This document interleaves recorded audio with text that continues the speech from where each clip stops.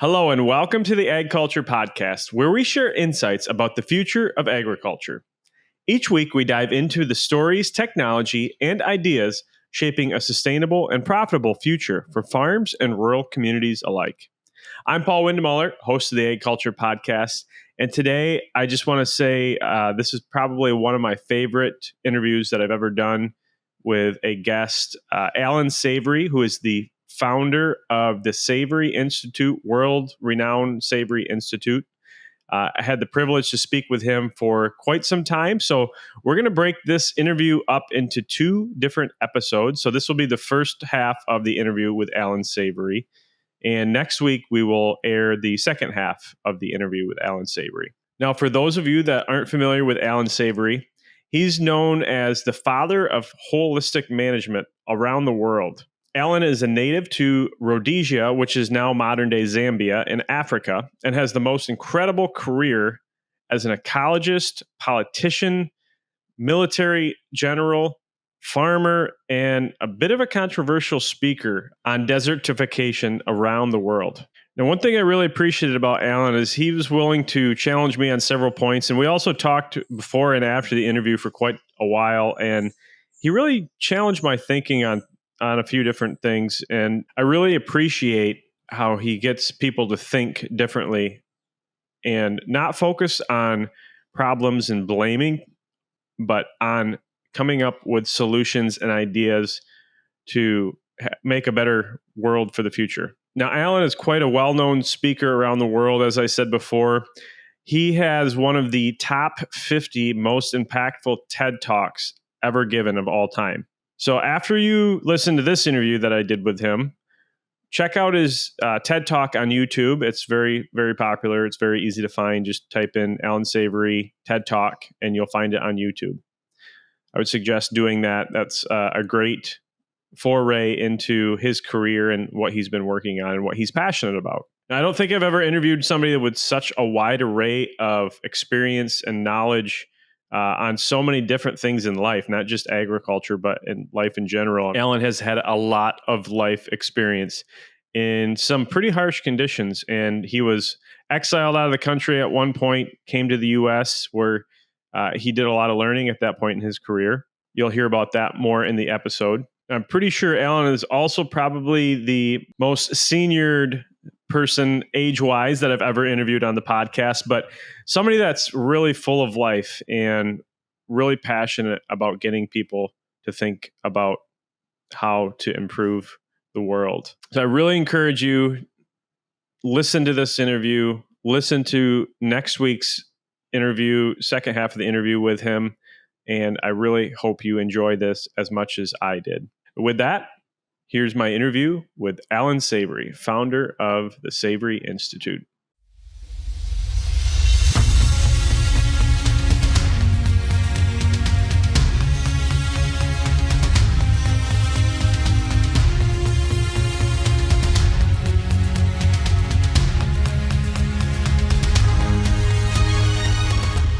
Allan Savory, president of Savory Institute, welcome to the AgCulture Podcast today. Very good to have you here. And it looks like you're coming to us from a hut in probably where the Institute is, right? No, the Institute is headquartered in near Denver, Boulder. No, I'm in the Africa Center for Holistic Management, one of our two campuses, as we call it. We have about 30 hubs around the world. And this one is really the home of the work. And this is in Zimbabwe near the Victoria Falls. So, yes, I'm in a clay and bush pole and thatch hut on the river here. Yeah. That's amazing. And you were just telling me you guys have pretty much every wild animal you can think of in Africa. Well, beyond the computer here, I'm just looking through some mosquito gauze. It's all open, the whole front.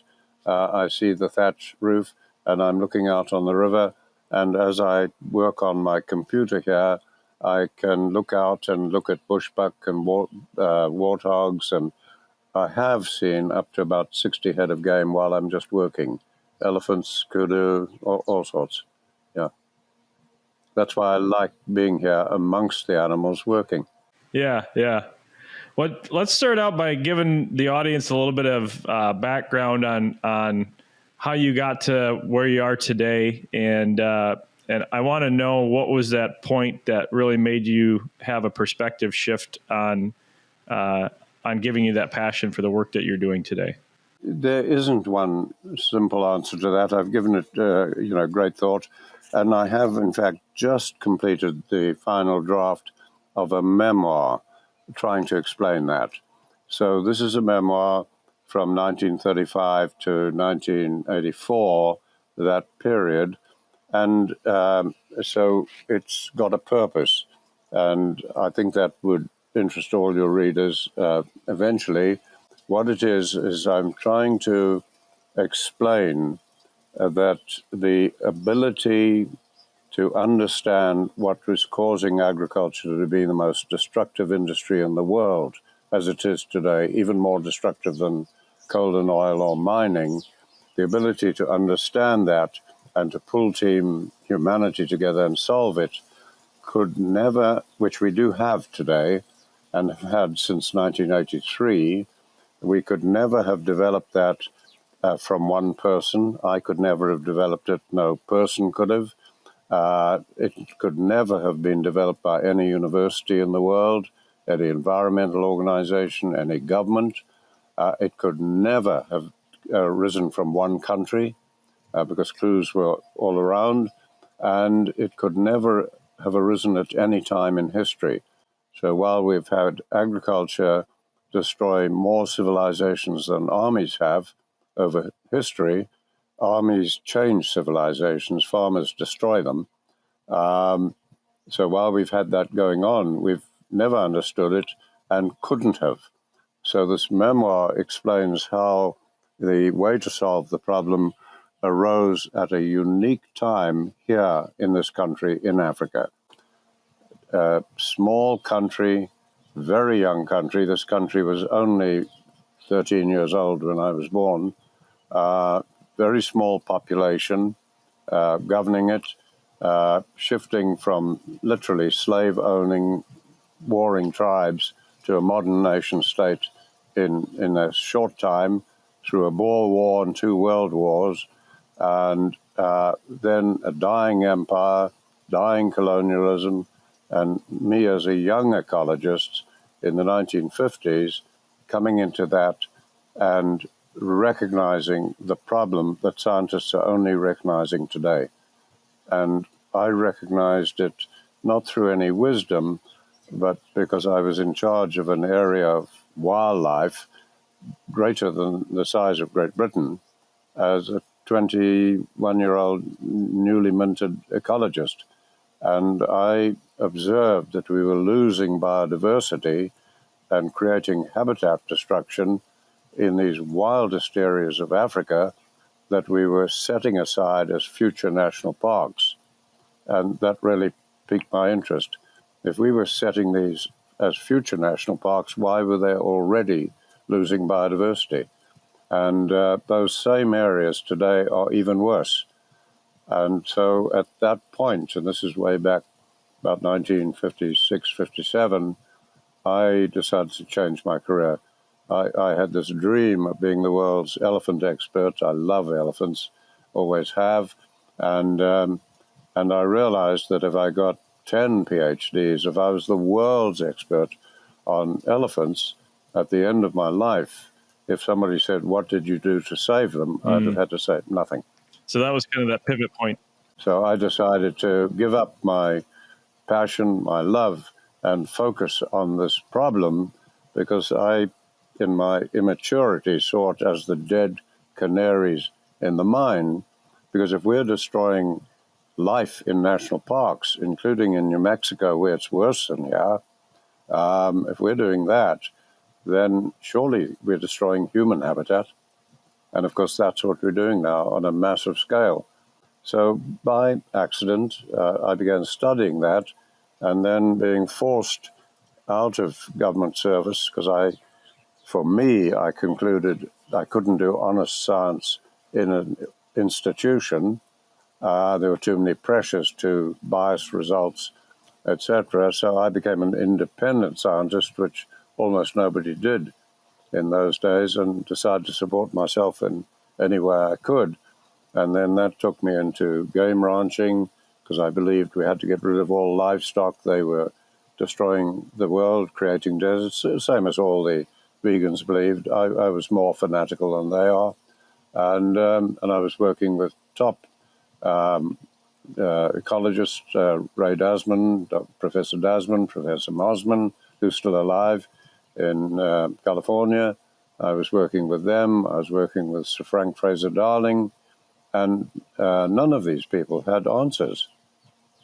And so, that piqued my curiosity. So anyway, keeping on working with that, I then had to go try to support myself through farming, through ranching. I found out how wrong I was. I had to swallow my words and correct that. And then we were fighting a war. So for 20 years of my life, I was in a war as an army officer.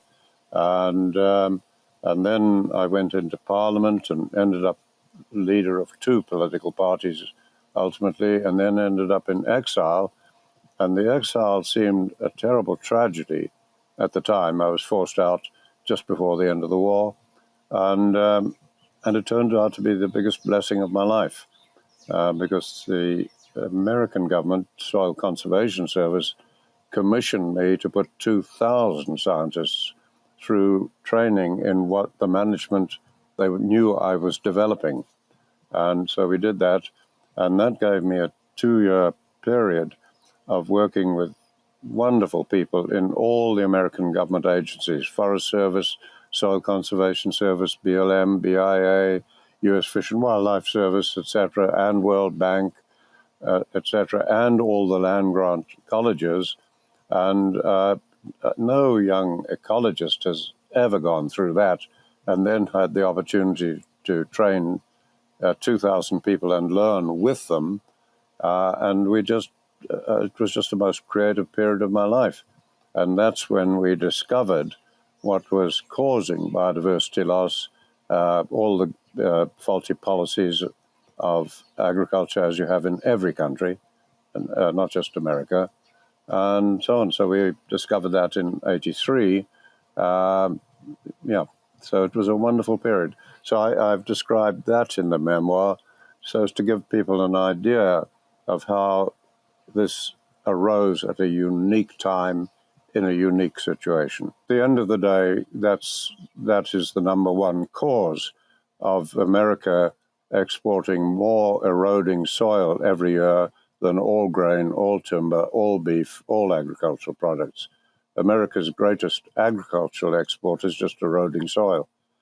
Now, the ordinary farmers, the Dave Browns, etc., cannot solve that. That can only be put right by addressing the cause of it. And the cause of it is the way that the US government and all governments in the world develop policy. So it's not evil. We need to stop blaming each other. It is the way in which we all develop policy that is causing the problem.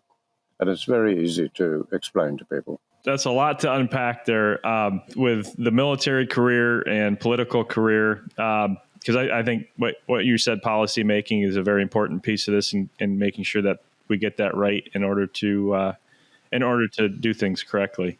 You referred to tracking and military and what role that had to play. Yeah. And it had a very big role to play, and that'll come out in the memoir. Unknown to me, a fellow called Liebenberg wrote a book, The Tracking, the Origin of Science. I believe he's correct. I believe that science arose from tracking, because humans have been tracking for 1 million years or whatever, since we became an omnivorous animal turning to predation. And tracking is such a high-level skill of observation, deduction, logic, at a level that universities don't even train. And for 20 years, I was commanding a tracker combat unit in a war, training our army trackers, developing new techniques. And that was a major part of my learning, was that, and observing that some days it was difficult to track our opponents, other days it was equal or easy, but we were in the same rainfall, we were on the same soils. What was the difference? And it was management. And so in long sleepless nights when you can't light a fire because you're too close to your enemy, and you're trying not to be detected, you have very sleepless nights, and you have a lot of time to think. So if you're an ecologist and you're doing this for 20 years, you do a lot of thinking and putting two and two together. And really, we wouldn't have broken through again without that component. And right. I believe Liebenberg was right. Tracking was the origin of science. And I understand why now. Yeah. And I don't know any other young ecologist or scientist in the history of the world who was able to get an ecological training and then spend 20 years doing nothing but tracking. I've got a family of warthogs just visiting me. Oh, that's great. That's great. Well, no, that's a good insight too, that like you said, tracking makes you develop so many of your skills and really heightens your senses. Well, your power of observation, and that's his science, is observing, deducting, logic, etc., and of course experimental method, etc. And there is no training I can imagine better than that than tracking.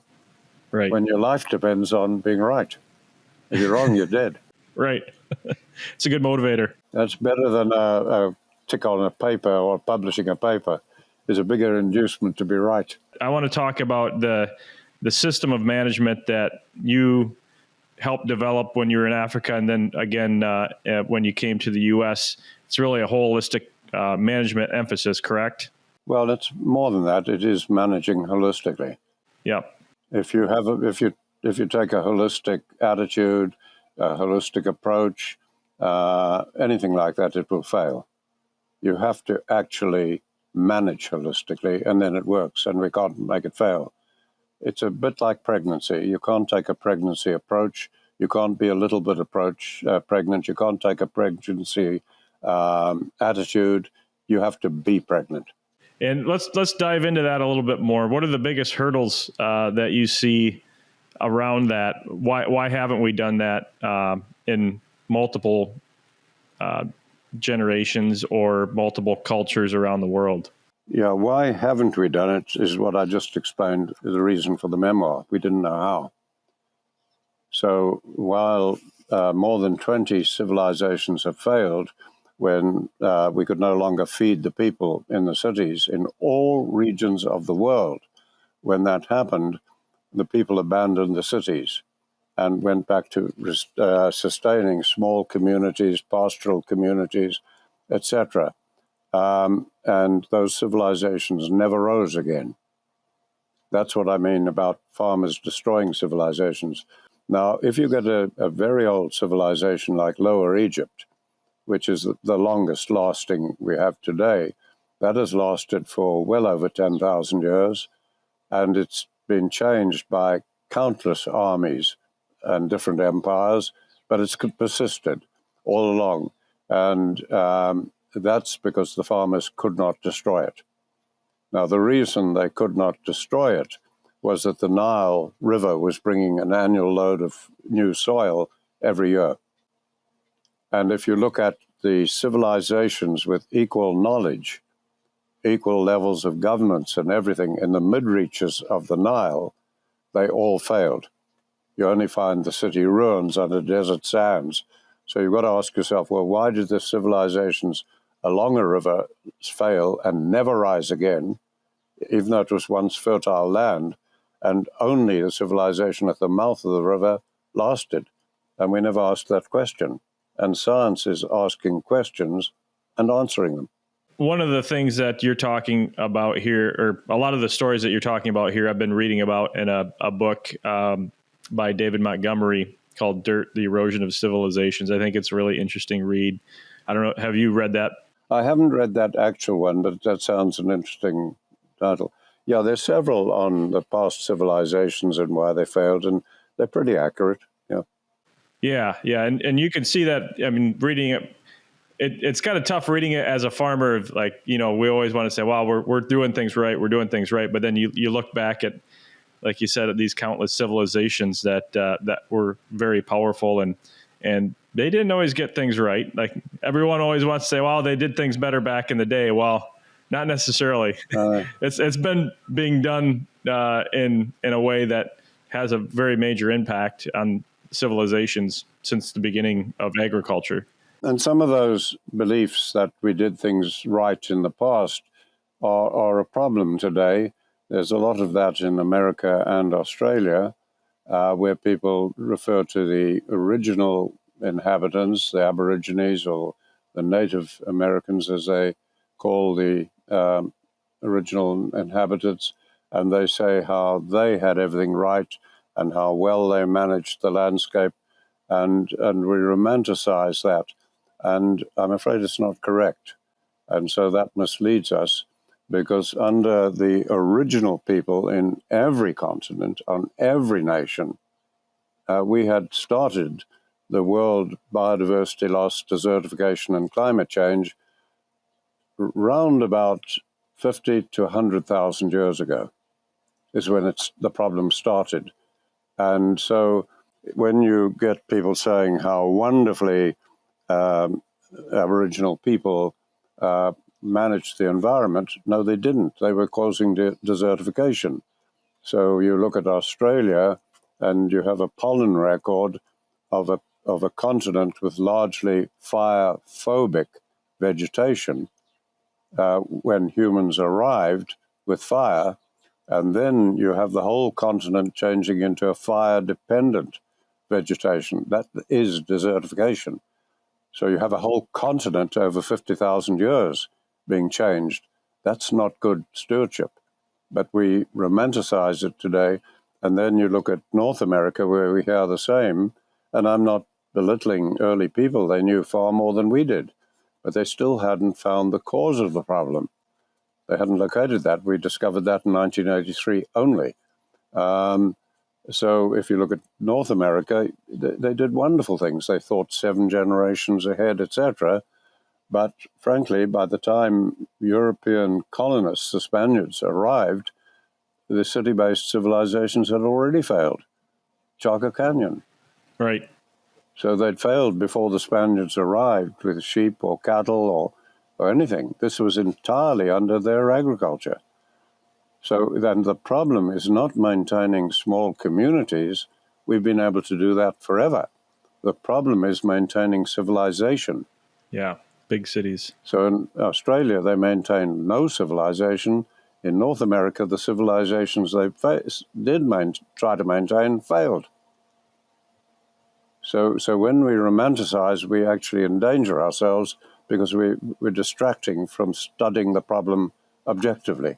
Yeah. No, I think that's a problem that, especially with a lot of the mainstream media, they really like to romanticize stuff that they don't understand, and stuff that happened a long time ago. It must have been good, and they just take that as it is, even though it wasn't any better than what we're doing today.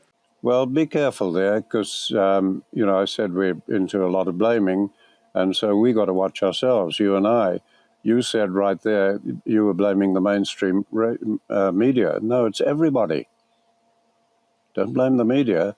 As I always say, if I point one finger at you, there's 3 pointing back at me. There you go. That's right. We've got to stop this. Yeah, we've literally got to stop blaming, complaining, whining, and just start addressing the cause of the problem.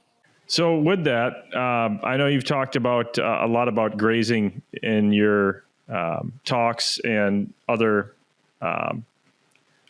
writings that you've had about mimicking natural grazing patterns and using livestock to help restore biodiversity. You want to explain a little bit about some of the findings that you had around that from the Institute and your career?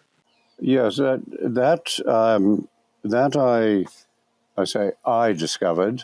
After that, I repeat, we. Okay, at that stage, I was simply an independent scientist on my own, And in about 1965, I discovered that I had been completely wrong, and so had all the topicologists that I worked with. And we were condemning livestock, which people had been doing for over 10,000 years, for causing desertification. I had been part of that. I had coined the words game ranching as a way to replace livestock by harvesting wildlife in situ, like harvesting fish in the ocean on a sustained basis. And at that time in 85, I was desperate for solutions. And I read about some obscure work of a botanist in South Africa. I read that it created a storm and that he was being condemned by all the universities. So I phoned him and said, look, yours is the first original thinking I've heard for years. Do you mind if I visit you? And I went down and visited him, talked to him about what he was doing. I could fault quite a lot of it, but I wasn't there to argue. I was there to learn. And then I said, can you lead me to somebody who's practicing what you're doing? And he said, oh, yeah, Len and Denise Howell, a ranching couple nearby. And so he called them, and I went and stayed with them. And they took me out on the land, and they showed me great improvement of forage and everything, because they were stopping overgrazing of plants. But I wasn't seeing the land improvement that I expected as an ecologist. And then I opened a gate at one point, and while I was out of the car opening the gate, I glanced over to one side, and there was a healthy bit of land like I was looking for. So I went over and was looking at that, and they came over and said, what are you so excited about? And I said, this is what I'm looking for. This is the type of healthy environment that I saw originally under large wildlife populations and have never been able to find. We're losing it in parks and everything, and I'm excited by it. And I said, what did you do different here? And they said, nothing. And I said, well, something different happened, so tell me. And then they thought about it, and they said, oh, yes, we had a big snowstorm, and the sheep retreated from the snow and crowded in the corner. And that, the penny dropped. I said, oh, my God. We've gone wrong for 15,000 years. We need these livestock. Nothing else can do this. So that was when then I had to start discovering how to do it, because I realized that we could never stop desertification in America or anywhere in the world using fire. We could never stop it using technology, chemicals, machinery, etc., because it's a biological problem. And you'll never solve a biological problem of that magnitude with technology. And there was nothing else in the human tool bag except the idea of resting land, what people call rewilding. But that causes desertification over 2/3 of the world's land. So you had two of the three tools cause desertification, and the third one could not possibly solve it, technology. So we had no option, as I said in the TED Talk. It isn't optional. It's not of a case, as many people say, oh, we can use livestock. Bullshit. You have no option. If you want to stop global desertification, we have no option. Now, no scientist has proved me wrong on that in over 50 years, although thousands have vilified me and said, how can you say there's no option? Well, come up with one. So that was in 1965. That was the first, and that's why it features a lot in our work. And then the problem was, having learned that we had to use livestock and how wrong I'd been, I had to now say, well, how the hell do you do it? Because every tribe, pastoralists, human, every way we'd ever run livestock, with mob grazing, rotational grazing, herding, every way that humans had run livestock for probably 20,000 years had led to desertification. Not a single case where it hadn't. Now, what do you do? What would you do? What would I do? I had no resources. So I had to do the best I can and say, well, we've got to solve it. And so I began to read everything I could, look at everything I could, and I got a clue from Voisin, the French pasture scientist. He had done research 200 years of rotational grazing in Europe and concluded it led to biodiversity loss. And he seemed to have solved the problem by what he called rational grazing, not rotational, R-A-T, rational, meaning thought out. Rotational usually means thoughtless. You just go round clockwise. And so I adopted his thinking immediately with some ranchers who came to me seeking help when I realized they loved the land as much as I did. And I said, I think this Frenchman has solved it, so let's try this. And we came unstuck. And we didn't get the results we were expecting. We got some good results, but not what we were expecting. And at that point, I realized that Voisin is right. But what the planning that he's using is not able to cope with the extreme complication of very seasonal dry years, wet years, 8 months of no rain as we have here every year, all the wildlife, the crops, all this complexity. And so I realized, okay, he's right. We've just got to find a better way. And then I looked at every profession, Harvard Business School, everything, all the business schools, the things on planning and management, and none of them had a way of solving that problem that I could see. They all needed too much academic training. They were all too theoretical, in my view. And because I was involved in the war and I was an army officer in the war, obviously I was getting the Sandhurst training based on 1,000 years of military experience in Europe. And I thought, oh my goodness, you dummy, Savory, the army's teaching you how to do this. And so I just took 1,000 years of European military experience and said, how did these guys learn over all that time to always come up with the best possible plan at any moment in time in immediate battlefield situations where you've got everything turning to mud, unknowns, everything going against you. You've still got to come up with the best possible plan. How did they do it? And I literally simply cribbed their technique. That is why, if you read my textbook, I acknowledge Sandhurst Military Academy for solving that problem. Interesting. That's really interesting. And from when I developed that in the 1960s, and here I'm very serious in what I say, I promise you, we have never had a single failure. What we have had, if I might continue that, we have had thousands of people fail to do it and say it doesn't work. So you're looking at things like a general would on a battlefield. Each battlefield is different, but you have these principles that you're using, and you form a strategy around what that battle is going to shape into based off of. No. It's not like that.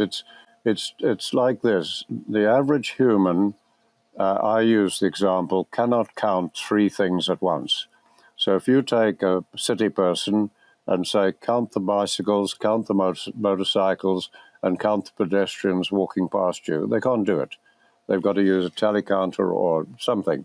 If you take the brightest farmers and say, I'm going to drive some animals through this gate, I want you to tell me how many calves, how many steers, how many bulls, or, just three, or how many goats, how many sheep, how many cattle. They can't do it. Yeah. So don't try. That's the technique. Don't try. What the military did was say, take a problem and break it into simple, small components that a tired, stressed human with almost no training can deal with, and have those components build on each other and come out with the plan, the best possible plan. So that's all we do in holistic planned grazing. In the planned grazing part of that name, all we do is do that. And we can train a school leaver, a child, to do that. I have done so in an hour and a half, and they do it perfectly. Now, if you take an adult and try to train an adult, some are untrainable, and many it takes a week, and many just abandon it. It's in many ways, and I'm not being sarcastic, it's an adult problem. Ignorance never ever blocks learning. Only our knowledge of what we already know and our egos have I ever found block learning, and we adults know so much. We think we do, right? Yeah, and we're looking for complicated, where it's simple. And so, yeah, that's it, and that is the technique, and that's what we've done here, and the results are just mind-blowing. Could you give a quick example of what that looks like, that process on from an agricultural standpoint? I'll try to do that. Essentially, we put it all on a chart, because on a flat piece of paper, you can lay out time, months. Down the side, you can put areas of land, crop fields, grazing fields, divisions of land. You can put that down the side. Now you've got time and area. All right. Now, in the body of this chart, you can express behavior, you can express details with symbols. You don't put writing. It's like laying a minefield, and then you can see where to step through the minefield. So on this chart, you literally just train the farmer or the rancher to think about the earth, think about what they're doing, etc. Decide what are they planning. Are they planning for the year, for the next 6 months? Are they planning for 2 years because they're in very, very low rainfall, in which case we'll put two charts alongside each other, and then say, okay, now put those months across the top. Now, even an idiot can do that. January, February, March, April, May. Now forget it. Wipe it from your mind. Don't think of it again. And then on the left, you can say, what divisions of land you got? Well, I got 3 crop fields, I got 4 crop. Well, put them down on the left. Just give them a number or a name. Now forget it. Now, what grazing areas have you got? Or what could you do with temporary fencing, virtual fencing, strip grazing, or whatever you're doing? Or here, it's just herding. So here we just put 10 divisions of land, and they're just this river, that road, that elephant path. There's no fence, but that gives us the divisions of land to plan. Put them down the level, on the left. And then the next question will say, now forget that. And the next question will say, now focus on the size. What size is each of those? Anybody can do that.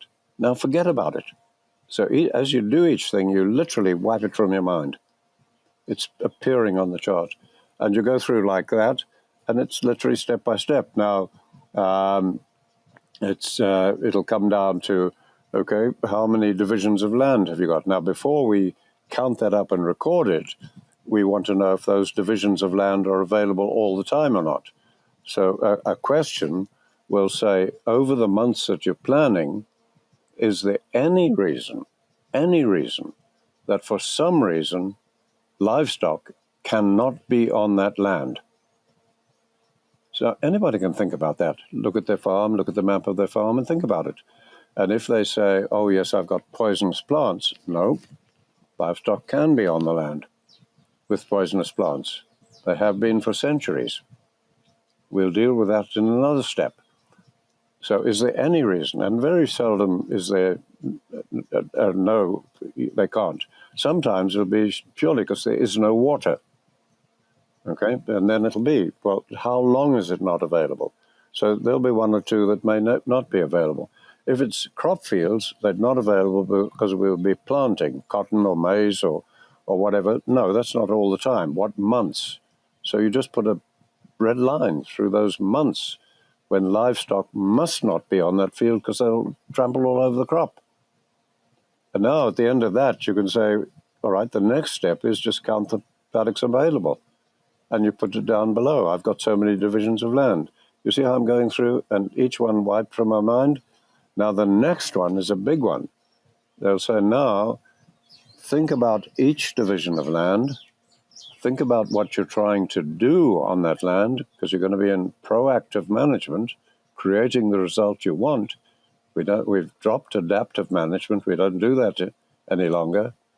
So now think about each division of land and what you're trying to do there, and will your livestock be required as a tool? Remember, no other tool can reverse biodiversity loss. And so you think about that with each piece of land, and if there's any thing you need to be aware of, like poisonous plants, now you mark it in. Or crops are growing at that period, you've marked that out. So you'd go through any other thing, birds nesting, ground birds nesting, I need cover for the bushbuck as we do here, whatever it is. And you color code these. You don't write in the body of the chart. So you see the picture I'm building up in the body of the chart, lines and color coding is developing. And then next, you've forgotten each of these steps. The next one will say, well, what are you doing? Have you got a breeding operation? When are you bulling? Okay, put a red line down the period when you're bulling. When are the cows calving? Put blue lines down. These are going down the chart now because it doesn't matter where the cattle are, they're bulling or calving. So it's affecting all the land, wherever they are. And when are you weaning? Are there any other things? Oh, yeah, we've got a hunting season. Oh, yeah, we've got this. Oh, yes, we've got people on leave when we're not going to have critical people on the farm. Whatever it is, we're putting it in color-coded, and then we forget about that. At the end of all of this, and there's some little calculations you do on recovery periods for the plants, things like that, each one a simple step. And at the end of it, after about 12, I think it is, of these steps, it now says, now plot where your animals are going to go. Not where you're going to rotate them. We never, ever practice rotational grazing. It's an absolute no-no. But many people do that, unfortunately. And now you plot. Now, if you look at what the average farmer often does, rotating, I can guarantee you they'll always plan to go from this piece of land to that piece of land, to that piece of land. They always plan forwards. Now, if you study big engineering and building plans in cities and things, they don't plan forwards, they plan backwards. So now we've taken that PERT program out of business and built it in here. So now what you do is you say, well, I'm going to plot the movements of my cattle, but I can see now when they can fall in condition and I'll gain money. I can see now when they must be on a rising plane of nutrition for me to gain conception rate. So now I can book the grazing and plan backwards. And I've never seen people be able to do mob grazing or rotational grazing backwards. And I can do parts of it backwards and then say, okay, leave them there, month of July, whatever. I'm now in February. How do I get them from where they are to there in July? So I can plan bits of it forwards, bits of it backwards. Then at the end of it, I can have a look at the whole damn thing, run it over in my mind, see if there are any errors, any worries, any concerns. And all this time, I haven't worried much about how many animals there are. Now I can actually do simple calculations, animal days per grazing, and I can divide by area, and I can have animal days of forage to be taken out of each hectare or each acre, and I can do simple arithmetic and work out how many square meters are needed for one cow today. And I can now go out on the land and make sensible judgments. Yep. So that's I've tried to make it fairly short. That's a Reader's Digest version. Thank you so much again for listening to the first half of my interview with Allan Savory, founder of the Savory Institute. Don't forget, tune in next week to hear the second half of our conversation. And just one more thing before we go. As always, if you would be so kind as to share this with somebody you know, I especially think this would be a great episode to share with others that would get a lot out of this interview. That's how we grow here at the AgCulture Podcast. And check out our YouTube channel. Check out our social media pages, my personal social media pages. Love to hear what you guys are enjoying in the podcast and any ideas you have for future episodes as well. So reach out to me personally on my LinkedIn, usually the best way to get a hold of me.